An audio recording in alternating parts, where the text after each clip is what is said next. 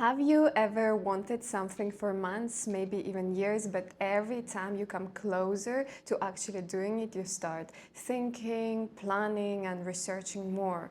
And then another week passed, another month, and you're still there, still thinking and not doing anything. I know this feeling very well. I can overthink anything. I think I have a PhD in overthinking. I can create a perfect plan, strategy, think of the problems that are non-existent, and unfortunately I started to realize that it's my way of procrastination, of not moving forward, of staying in my head and staying in the safe place. So I decided to learn about this topic more and create this video for people like myself who get stuck in their head and not move forward on the thing that they care about. And in this video, first, I want to share you what overthinking is doing for us. Then I will show you key 4 reasons why this might happen. And then, of course, solutions, practical solutions that you can implement right now while watching this video. Let's start. So why do we overthink instead of acting? So when you have a big goal, a big dream, and it still lives in your head, it feels safe, it feels certain. You can imagine how it works out, how people like it, but that certainty lives in your head. And in reality, you don't even know if it works out, how people will perceive it, if they will like it or not. So reality contains a lot of uncertainty about the thing that you're dreaming about. And this uncertainty creates many feelings: fear, doubt, discomfort, and this all start living inside of you. When there are so many feelings associated with uncertainty, your brain reaches out to thinking, and it feels for you productive because you're kind of engaging with your goal, with your dream life, you're thinking about it, you're planning, but in reality, you're not moving forward. You're not getting evidences from reality.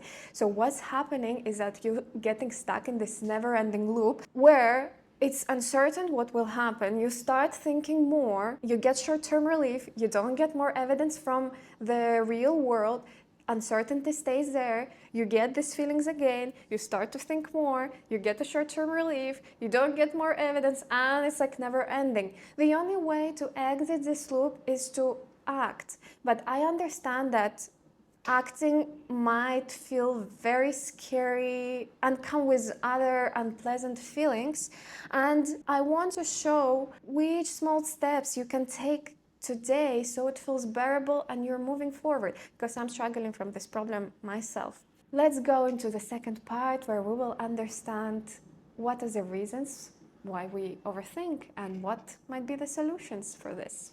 I map the reasons onto the body so they're easy to remember. I got this idea from the book called Tiny Experiments. It's actually what inspired me to create this video. So we might have 4 key reasons why we overthink. Head is a clarity problem. Do I understand what the next step is? Heart, emotional safety. Do I feel safe to take the action? Hands, capability. Do I feel capable of doing this? And feet, execution. Did I decide when and what I'll do? Here's how you move through it. You start at the top and go down. The first place you say no is a thing you should work on, and you should choose only one thing. You don't fix all 4. You pick one and you act on it. So we do the small actions. So let's go into each of them one by one. So imagine that you want to start a YouTube channel. This is a goal that we will break down through our framework, and you wanted it for months and you're still there. You're watching videos about how the algorithm works, how to grow a channel, how to start, but you still don't know what to actually do, so you have a head clarity problem. Here's why. Start a YouTube channel is a quite big goal, and it does not contain an actionable step that you might take right now. It's an outcome, but what is the output that I can put into this goal for it to exist? So ask yourself, what is a single unit that should exist for this goal to start being real? If you want to start a channel, you need to create a video, right? And then I would ask myself what it takes to create a video. So we should have a topic, script, then we sit down and we record a video, edit it, and post it on YouTube. So now you have 5 actionable steps that you can take in order for a video to exist. And then you should understand what is the first step that I can take right now that will take a couple of minutes but will produce some output. So, for example, you want to decide the topic, and your action shouldn't be opening the Notes app, because this does not produce any output. Your action should be, I open the Notes app, I write down the topics, and I plan my script. Now you already have some product that you can further take to create your video. Of course, you need to take all other steps, but you start already moving and your brain starts to understand, okay, we're moving towards the goal that really matters for me. I can do it. So now you know the first step, but you're still not doing it because you're thinking about what people will say, how it will be perceived, what your friends will think when they see you suddenly making videos.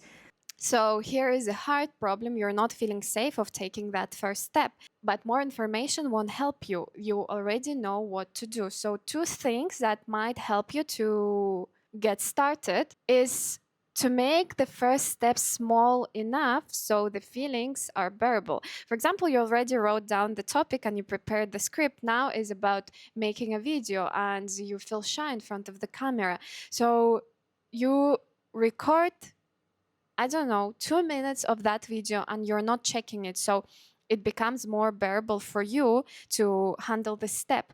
And then another solution, and I know it's hard to do it, but let yourself be cringy, let yourself fail, let yourself not succeed, because this is the only way we can learn how to make things better.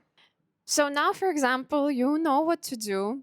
You don't have any emotional problems about doing it, but you're still not starting and you're thinking, I don't know how to edit. I don't know how to put good lighting. I want my video to be perfect. And you face this hands problem where you think that you're not capable of doing it.